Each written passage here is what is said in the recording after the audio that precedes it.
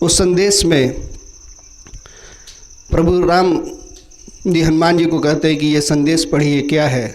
इधर भगवान राम जो है शंका में आ जाते हैं, सोचने में पड़ जाते हैं। ये सुनते बानरी सेना में जो है गम का माहौल आ जाता है। बड़ा खूब सुंदर नज़ारा था, बहुत लोग खुश थे।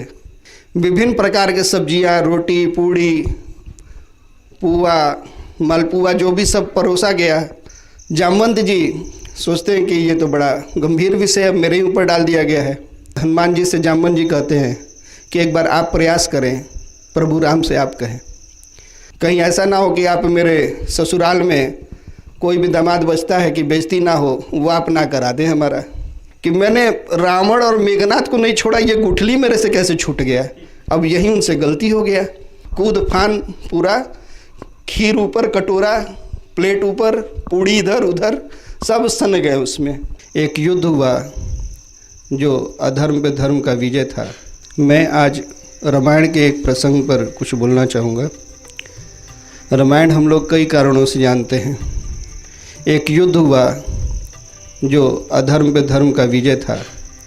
रावण जैसे विद्वान को, ज्ञानी को, शक्तिशाली को पराजित करके एक निर्वासित राजा, निर्वासित युवराज श्री राम जी ने कैसे विजय प्राप्त किया। इतने बड़ी विशाल सेना को उन्होंने कैसे संहार किया, जिसमें मेघनाथ, कुंभकर्ण जैसे शूरवीर थे। और उनके बांदरी सेना जो कि कोई किसी भी प्रकार के ट्रेनिंग से सुसज्जित नहीं थे, लेकिन उन्होंने भगवान के आवाहन पर और उस विजय प्राप्त किया। इस रामायण के बाद की कड़ी को हम लोग नहीं जानते हैं कि क्या हुआ उसके बाद, प्रभु राम का क्या आगे क्या हुआ। तो उसी में थोड़ा सा प्रसंग है। रामायण जब राम जी रावण को समाप्त कर देते हैं उस और लंका विजय करने के बाद वो वापस अयोध्या आ जाते हैं, तब उत्सव होता है। और उत्सव के चल रहा होता है, उसी वक्त सभी राजा महाराजा कई देश प्रदेश के आए होते हैं। उसी समय जनकपुर के भी आए होते हैं और जनकपुर से एक संदेश आया होता है जो प्रभु श्री राम जी के हाथों में सौंपा जाता है। उस संदेश में प्रभु राम जी हनुमान जी को कहते हैं कि ये संदेश पढ़िए क्या है, सुनाइए आप सबको। तब हनुमान जी उसको पढ़ते हैं और सुनाते हैं सबको। उसमें लिखा होता है महाराजा जनक जी के तरफ से कि आपको तथा आपके विजयी पूरी सेना और आपके सभी मंत्रियों को मैं आमंत्रण करता हूँ जनकपुर में आप लोगों को भोज देने के लिए और आप लोग का उत्साहवर्धन करने के लिए। आप लोग हमारे पास, हमारे जनकपुर आएँ और हमें अवसर दें सेवा करने का। ये पढ़ते हैं तो वहाँ पे काफ़ी खुशी का माहौल हो जाता है। सब उत्साह करने लगते हैं कि हाँ, एक वो दृश्य था सैनिक में, उनके बांदरी सेना सब उछलने लगती है, खुश हो जाती है कि अब हमें जनकपुर जाने को मिलेगा, जहाँ पे प्रभु श्री राम का विवाह हुआ था।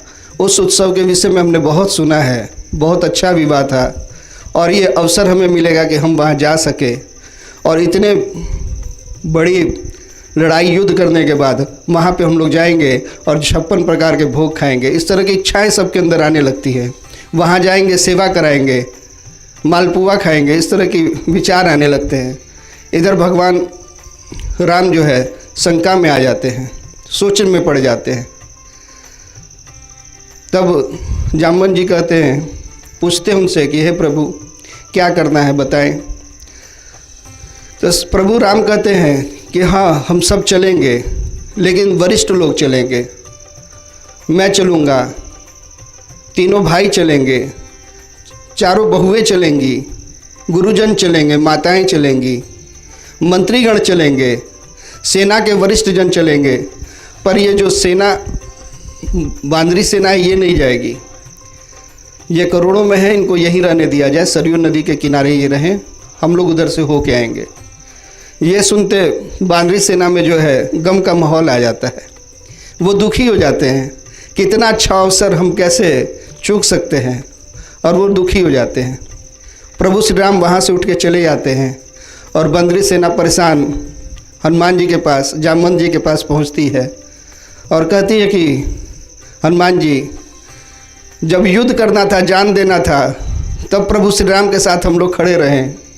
अब जब हर्ष उल्लास और विजय के लिए खुशी मनाने का वक्त आया है और जनकपुर जाने का मौका मिल रहा है, तब हमें नहीं ले जाया जा रहा है। ऐसा क्यों किया जा रहा है प्रभु? हनुमान जी आप कुछ करिए, हम लोग को भी ले चलिए, हमें बहुत इच्छा है जाने की।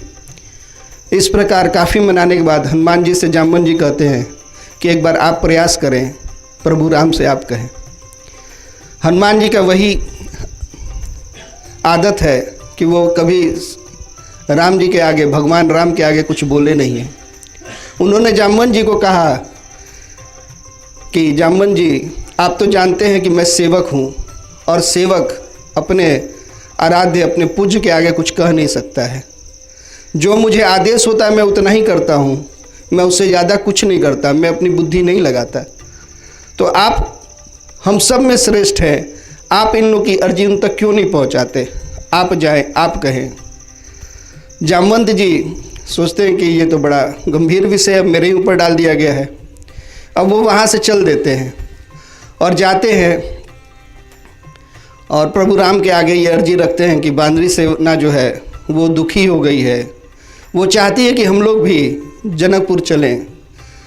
राम जी अपना समस्या सुनाते हैं, चिंता बताते हैं कि ये वही सेना है जो थोड़े से में पूरा का पूरा जो है लंका को उथल पुथल कर दिया था। इन लोगों ने पेड़ जो भी मिला सब उखाड़ दिया, तोड़ दिया। ये सब वहाँ जाएंगे तो पत्ता भी नहीं बचेगा। ये करोड़ों की संख्या है और इनको जो है डिसिप्लिन में रखना बहुत ही कठिन है। तो जामवंत जी ने कहा ये मुझ पे आप छोड़ दीजिए, मैं कर लूँगा। तो उन्होंने कहा ठीक है, आप दिखाइए अगर ऐसा कर सकते हैं तो जामवंत जी कहते हैं कुछ वक्त दीजिए, मैं तैयारी करके आता हूँ। वो जाते हैं और बांदरों के बीच में कहते हैं कि आप लोग जा तो सकते हैं, लेकिन एक शर्त है, जैसा मैं कहूँगा वैसे वैसे आप लोग को करना होगा। बंदर इस खुशी में कहते हाँ, जैसा आप कहेंगे वैसा हम लोग करेंगे। और फिर जामवंत जी कहते हैं ठीक है, मैं जैसे चलूँगा वैसे ही आपको चलना है, मैं जो करूँगा वही आपको करना है। वहाँ पे जाने के बाद एक पत्ता भी नहीं टूटना चाहिए। वो कहते हैं बिल्कुल, आप प्रभु को कोई समस्या नहीं होने वाला हमसे, आप ले चलिए बस। फिर भगवान राम को जामवंत जी लाते हैं और दिखाते हैं उन लोगों का परेड। जैसे वो पैर उठाते हैं वैसे सब पैर उठाते हैं बंदर, जैसे वो हाथ उठाते वैसे हाथ उठाते हैं। तो ये सब देख के भगवान राम बोले ठीक है चलो, जैसी आपकी इच्छा। जामवंत जी आप आगे देख लीजिएगा, कहीं ऐसा ना हो कि आप मेरे ससुराल में कोई भी दामाद बचता है कि बेइज्जती ना हो, वो आप ना करा दें हमारा। तो कहते नहीं प्रभु, आप निश्चिंत रहें। इस तरह से तैयारी होती है जनकपुर जाने की। अब जनकपुर जाने के लिए जामवंत जी सारे बंदरों को जो है धोती गमछा पहनाते हैं, तैयार करते हैं, उनको टीका लगता है उनका। फिर सारी माताएं, बहुएं, सेनापति सब चलते हैं, सब आगे आगे पीछे पीछे, जामवंत जी उनके पीछे सेना। जामवंत जी जैसे चलते हैं वैसे ही वो चलते हैं। जो पैर जामवंत जी का आगे वही पैर उन लोगों का, जो हाथ उनका उठ रहा है वही उठ रहा है। उनको जहाँ खुजली हो रहा है वो खुजली कर रहे हैं, वो सब भी वैसे ही खुजली कर रहे हैं। इस तरह का डिसिप्लिन बनाए चले जा रहे हैं। और इधर राम जी संकोच में है कि कुछ ना कुछ तो ये उत्पात ना कर दें सब।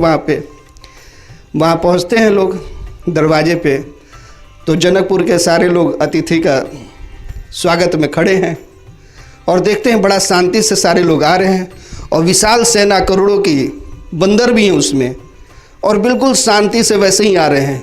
तो देख के बड़ा अचंभा हुआ कि अरे बंदर, और वो भी इतना डिसिप्लिन। बहुत खुश होते हैं, मन ही मन सब कहते हैं इसी वजह से भगवान राम जो है हमारे जो दामाद हैं, इसी वजह से जीते होंगे। इतना अच्छा अनुशासन, वाह क्या बात है। इस प्रशंसा के साथ जो है उनका भी स्वागत होता है, टीका लगता है। जामवंत जी जहाँ देख रहे हैं वो बंदर भी वहीं वहीं देख रहे हैं। उत्पात अभी नहीं हुआ है, अभी आगे होगा। जैसे जैसे वो देख रहे हैं, जामवंत जी जिधर देख रहे हैं वो राम जी को नहीं देख रहे हैं, सब वो सब जामवंत जी को देख रहे हैं। राम जी को तिलक हो रहा है, जामवंत जी जिधर देख रहे हैं। थाली से आरती हो रहा है, माताएं कर रही हैं, उनकी सास लोग वो सब जो है जामवंत जी जैसे देख रहे वैसे ही। फिर उन लोगों को बैठाया जाता है, सबको सब अपने अपने स्थान पे बैठाए जाते हैं। प्रभु राम बैठते हैं, तीनों भाई बैठते हैं, सेनापति लोग पीछे बैठते हैं, जामवंत जी बैठते हैं बगल में, हनुमान जी बैठते हैं, और ठीक सामने करोड़ों जो है सेना बंदरों का सब बैठते हैं, अपना वस्त्र अच्छे से संभाल के बैठे हैं। अब जो है भोजन होने का समय आ गया। भोजन आपको पता ही है, भोजन का समय आता है सबके लिए लगता है, भगवान का भी लगा, सारे भाई लोगों का लगा, जामवंत जी, हनुमान जी, सबके लिए पीढ़ा लगाया गया। चौकी लगता था ना पहले, तो चौकी लगाया गया, उस पर थाली रखा गया, गिलास रखा गया। अब परोसने का वक्त आया, परोसा जा रहा है। बंदर एकदम चुपचाप शांत बैठी है, जामवंत जी जैसे बैठे वैसे बैठी है। अब परोसा जा रहा है, विभिन्न प्रकार के सब्जियां, रोटी, पूड़ी, पुआ, मालपुआ, जो भी सब परोसा गया। आम रखा गया, सीधा बिना काटा हुआ आम सामने रखा गया। आप लोग देखे होंगे बंदर को कभी भी आप केला देंगे तो आपके हाथ से प्रेम से नहीं लेता, वो छीन के लेता है। लेकिन वो आराम से उनके चौकी पे रखा जा रहा है, वो निश्चिंत हैं, वो छीन नहीं रहे हैं, झपट्टा नहीं हो रहा है वहाँ पे। अब खाना शुरू। प्रभु राम जी अपना स्वस्ति वचन करके शुरू किए। जामवंत जी भी स्वस्ति वचन कर रहे हैं, जल लेके हाथ में, थाली के चारों तरफ 4 बार जो है घुमा के जल छोड़ रहे हैं। वैसे ही बंदर भी कर रहे हैं लोग। बड़ा खूब सुंदर नज़ारा था, बहुत लोग खुश थे। खाना शुरू होता है, जामवंत जी जैसे खाते हैं वैसे ही खाते हैं। जामवंत जी पूड़ी तोड़ के खा रहे हैं तो वो भी पूड़ी तोड़ के खा रहे हैं, वो चावल खा रहे हैं तो वो सब भी चावल खा रहे हैं। मतलब जैसी जैसी क्रियाएं जामवंत जी कर रहे हैं बिल्कुल वैसे वैसे चल रहा है। थाली का भोजन समाप्त हो रहा है, जामवंत जी आम उठा लेते हैं। सारी बांदरी सेवा आम उठा लेती है, करोड़ों बैठी है सामने, चौकी के सामने, पीढ़ा के आगे आम उठाते हैं। और आम को जो है गांव देहात में या पहले लोग जो है काट के नहीं खाते थे, दबा के उसका रस निकाला जाता था और तब दबा दबा के चूस के खाते थे। अब जामवंत जी वही क्रिया शुरू करते हैं और उसको दबाते हैं।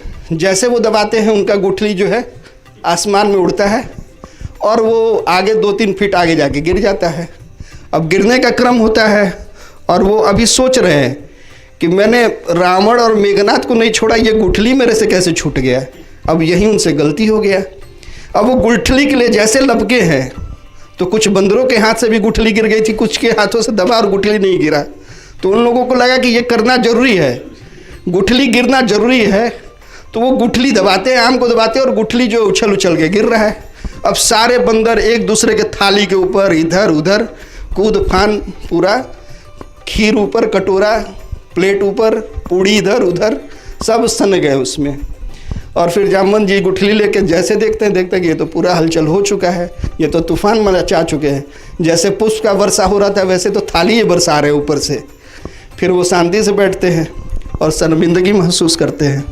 प्रभु राम भी शर्मिंदगी महसूस करते हैं, ये ससुराल में क्या हो गया मेरे, और वो नज़रें अपना झुकाए शर्मिंदगी महसूस कर रहे हैं। जनक जी ने ये सब देखा और प्रभु राम को उठाया, अपने अंग से मिलाया और कहा कि आप क्यों दुखी हो रहे हैं, आप, ये सेना बहुत ही अच्छी है, और अंग से मिलाते हैं। जामवंत जी को देख के ये बड़ा प्रसन्नता होती है और वो सोचते हैं कि काश ऐसे ही अंग से मुझे भी प्रभु मिलाते हैं। और ये विचार जो उनके मन में उछल आता है ये प्रभु राम पकड़ लेते हैं। उस समय तो कुछ नहीं कहते हैं।